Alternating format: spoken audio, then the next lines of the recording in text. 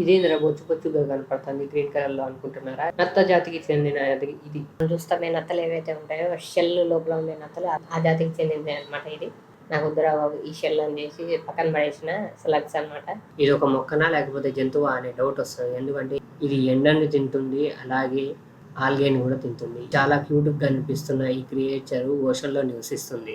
దీని సైజ్ వచ్చి 5 నుంచి 10 మిల్లీమీటర్ల వరకే ఉంటుంది. ఇది ఎక్కడ కనపడుతుంది అంటే Japan and Philippines tropical waters లో మాత్రమే కనపడుతుంది. ఇది సోలార్ పవర్డ్ యానిమల్. ఇది ఒకసారి ఎండను తీసుకొని 9 నెలల వరకు అలాగే ఏం ఆహారం తినకుండా ఉండగలదు. ఇంట్రెస్టింగ్ ఉంది కదా గైస్. లైక్ అండ్ ఫాలో చేసి